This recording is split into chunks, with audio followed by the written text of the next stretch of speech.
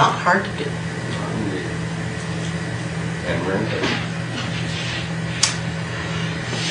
Okay, I'm back. We're ready to coat the slab that you saw me working on the router arm with a plastic laminate. Drew wants to cover the top slab with this marble texture here. Plastic laminate, for those of you who don't know, is actually layer upon layer upon layer of paper and a resin-type glue. The very last layer is this marble finish and the color. If we scratch this at all, it will show underneath it to these grayish-brown paper layers. So we want to keep from scratching this, and I'll come back to that for a bit, because what we're going to do is, after we apply it, we're going to put a wood trim on here, and that's when we'll have to get really careful. We're going to stick the plastic laminate to the slab with a contact cement. And I'm using the original contact cement with all the bad stuff in it. So you want to do this in a fairly well-ventilated area. Either that, or you want to do it in an area that you can escape from very quickly. We'll need some tools to do this. Obviously, we're going to need the contact cement. We're also going to need some denatured alcohol and some shop rags. You have several ways to apply this contact cement. I'm going to use a roller with a very, very close nap here in order to put it on. You could, if you wanted to, use a brush. I would just use an inexpensive brush. This one has natural hog's hair bristles. You want to use something with natural bristles, not a nylon brush or a foam brush. That'd be even worse, because the bad things in the contact cement just eat up plastic and rubber. However, they won't touch natural bristles. If you do use a natural bristle brush, be aware that you can use it over and over again. The stuff that's in the contact cement dissolves itself, so all you have to do is, once it's gotten hard, is just put it in the contact cement, work it for a little bit, and you'll get it soft again. I'm going to use the roller, though, and in addition to the roller, I'm also going to use a little metal baking pan here. And the baking pan is metal, not plastic, for the reasons I just described. If we poured the contact cement in a plastic pan, pretty soon we'd have it all over everything. Finally, I need some rollers to apply pressure. The basic method for applying contact cement is to put it on both surfaces, both the back of the plastic laminate and the top of the slab, press it together after the glue dries, and it's that pressure that activates the bond, and the more you can press down on it, the better the bond is going to be. A roller puts pressure right along the line where the roller meets the surface, and so you can press down like this and get some really, really powerful pressure right there, and then go on to the next point. This is a roller that's made especially for plastic laminate. This is a veneer roller. It's wooden. You can get even more pressure with this little thing, but you do run into the possibility of hurting the surface because it's not quite as soft. Let me put the rollers and the brush down here. Let's start by cleaning the back of the plastic laminate with a little bit of denatured alcohol. We'll get a much better bond if we get rid of all the dust and the grease. I've also cleaned up the shop as much as I could, vacuuming. See, look at all the dirt that's here. There is nothing that will interfere with contact cement bond more than dust. You do not want to let it get contaminated with sawdust. So if you can, clean up the sawdust, give the any sawdust that's in the air a chance to settle out. You may even want to set your shop vacuum going. We have a shop vac over here with a 5-micron filter, and we could get all the dust out of the air. But we've been gone from this shop for about 24 hours, so I imagine that any dust that was here is settled out. Okay, the top is pretty clean. I've got a few little pieces of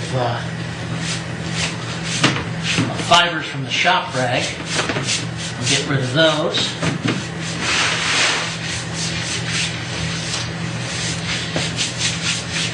Alright, it's good and clean now. For the contact cement,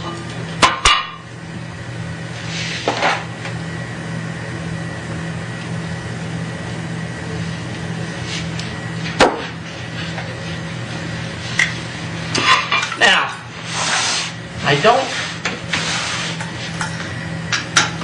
don't have a piece of plastic here to cover my bench. I have something a little bit better. This is a piece of melamine that I use in situations like this, where I need to cover the edge, but don't want to contaminate the workbench. Load my roller and start. Now, you want to be very careful not, if you can possibly help it, not to go back over a place where you've already applied contact cement, especially if it's been a couple of minutes. This stuff dries very quickly, extremely quickly, and when it does, it begins to film over on the top. And if you happen to go back over a place that has developed a film, what will happen is it will ball up on you, and it will create these little balls of rubber. And if that happens, then what's going to develop is you'll have all these little nodules of rubber in that area that you went over, and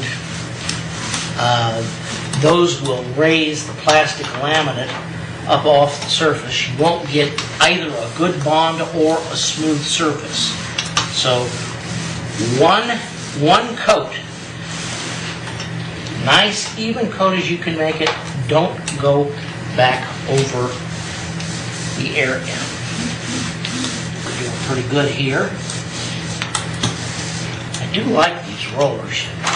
They are so much easier to use than those bristle brushes.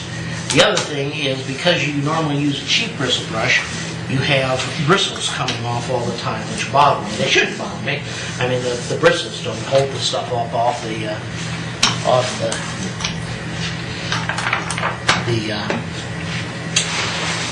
slab. But it's the finisher in me that gets bothered.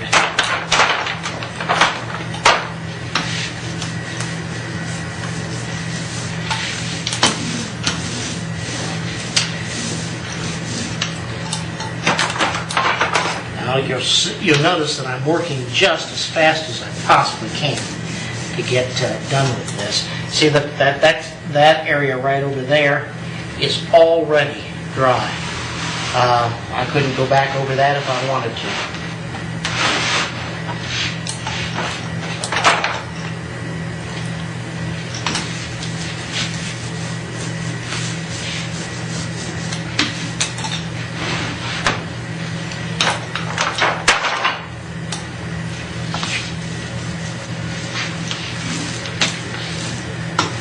I will show you a technique. If for some reason you do need to go back over an area that you've already have done, get your roller or your brush really, really loaded and go back over it very lightly. Almost no pressure. Okay, we're going to set this aside. I'm going to put it on top of the cabinet. Let it dry there. Great. And get rid of this melamine. And then put the top slab up here. And we're going to do the very same procedure here. I'm going to scrub down the surface of the top slab with some denatured alcohol. Get it as clean as I possibly can. Get rid of any grease, sawdust that I settled. Look at that. There's plenty to clean up. There always is. There's no dirtier environment sometimes than a wood shop, and surfaces can get extremely dirty. You should, before you do any sort of finishing procedure, you should clean off your surfaces with denatured alcohol. Naphtha is another good one to clean with. Sometimes you can get rid of the buildup of sawdust with a tack rag. Those are available at any hardware store. Okay.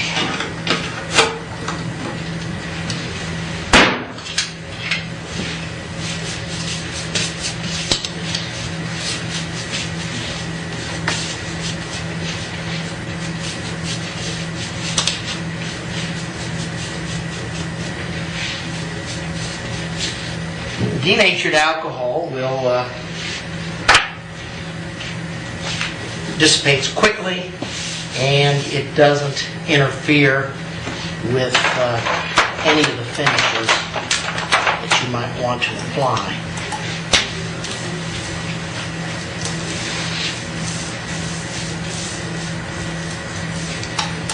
Once again, striving for an even coat, and you don't, if at all possible, want to go back over anything that you've already coated.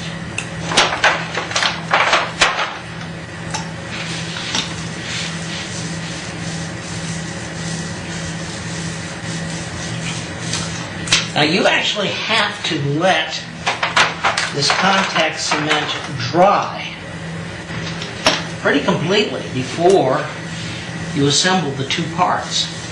It's called contact cement for a reason.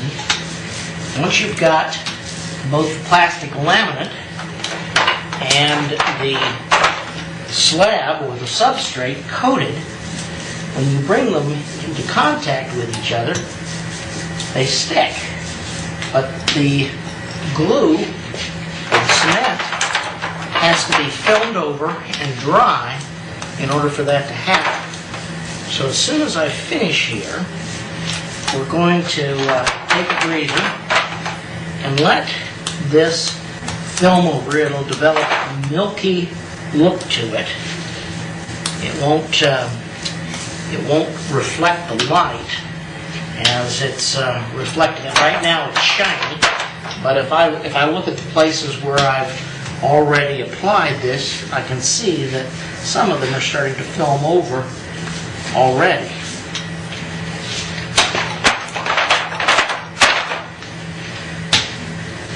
Okay. That ought to be it. Alright, put this away and let the curtain fall for 30 minutes to denote the passing of half an hour. Okay? See you back here in a little bit.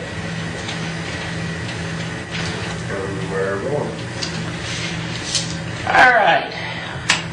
Everything's pretty dry here. We've got a nice, even, milky film across both the surfaces of the top slab and the surface of the plastic laminate.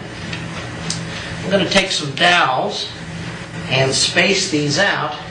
These will help keep the plastic laminate from contacting the top slab until I get it perfectly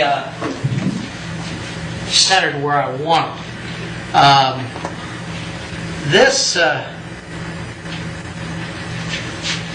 This contact cement is incredibly permanent, and if I don't get it right where I want it the first time, there's no second time. Once it makes contact with the substrate,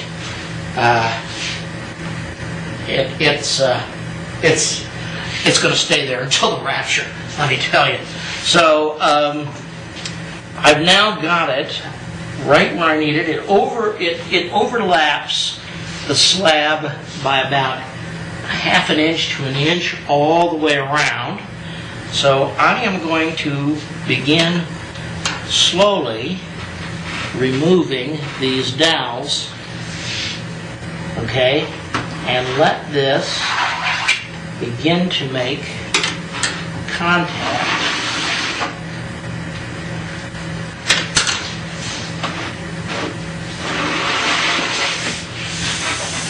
Now you notice that I'm doing this in order. I'm not taking out half the dowels from one side and half the dowels from the other. I'm taking them off in order and kind of wiping this down slowly as I do, so that I don't get any buckles.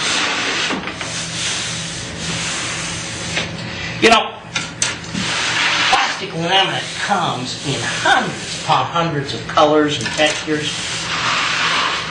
and it is a really nice, inexpensive way to make a waterproof, weatherproof surface. Much less expensive than, say, working with corian, granite, or slate, or even tile, and gives you just hundreds of choices. Okay, it's down. It's not going to come up, but now we're going to absolutely make sure it's really down. I'm going to, now I have to be careful as I'm rolling this out. I'm applying a great deal of pressure, okay? And if I accidentally put this roller over the edge, I could crack this. I don't want to do that. Also, I've got a cutout in the middle here for the sink, and I don't want to crack that out. I'm going to be cutting this in a little bit as soon as I get it rolled out. And I don't want to leave any cracks. Now, the nice thing is that I can roll this out again after I've cut this with a router, and I will.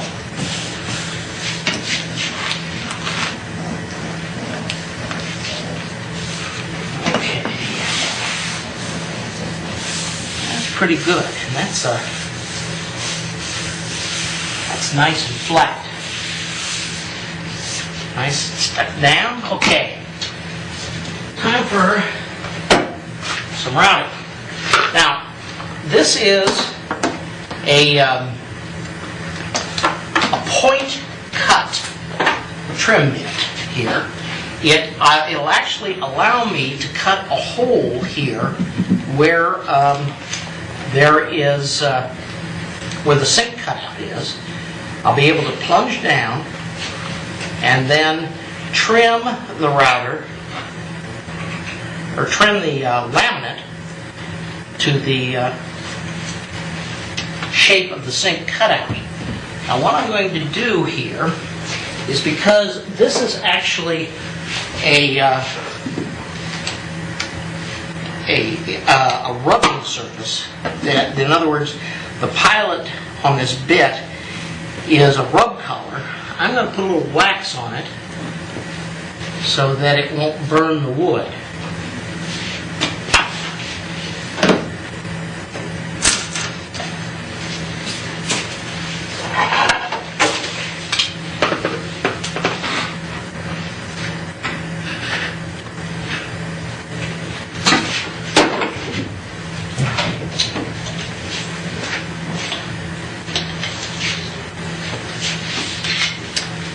Okay, I think we're about ready here.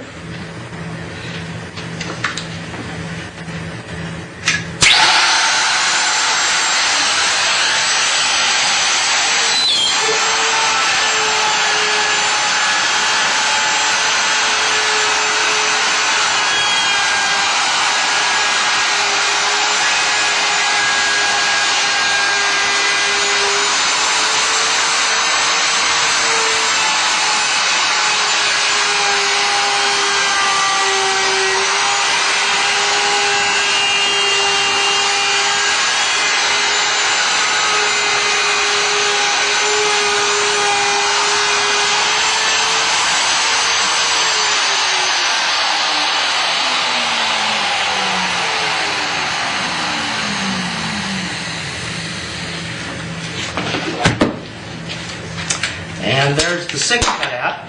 You want to keep it moving. You don't want to dwell on this. And looks like I hit the edges all just perfectly there. If I hadn't, all I'd have to do is either go back over it with the router or just take a file to it.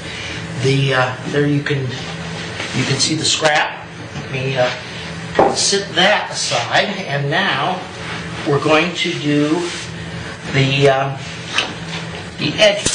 Let me get also, let's get rid of the dowels.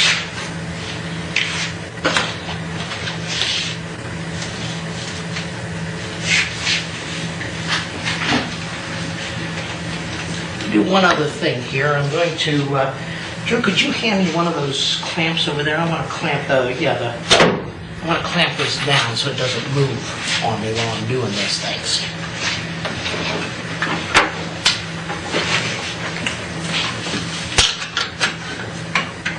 There we go.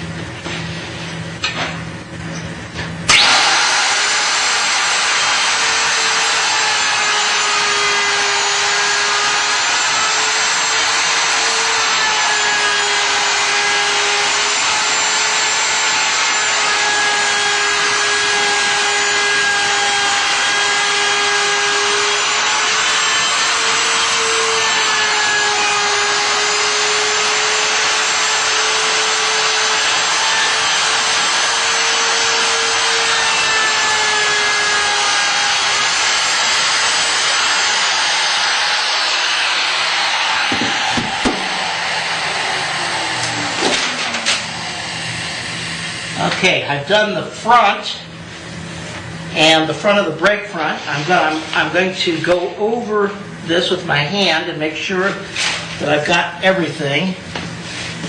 And I have, except for this one little piece here.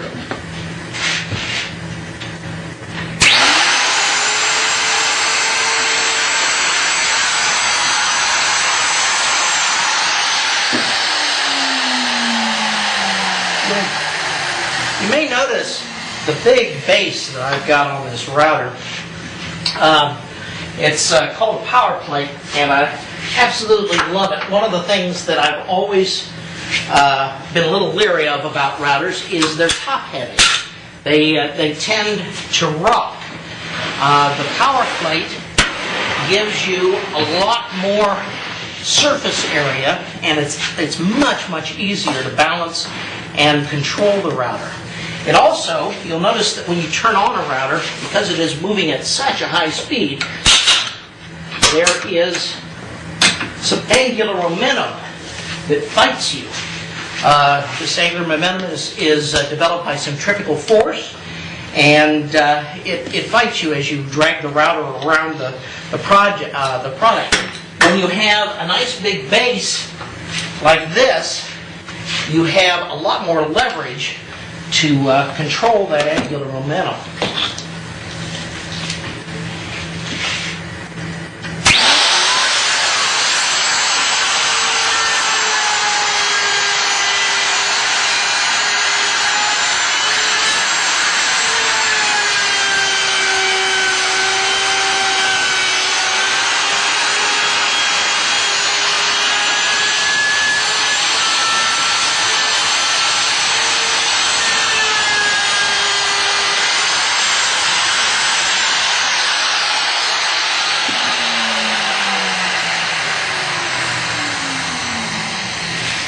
Okay, that's it, folks. Next step, molding.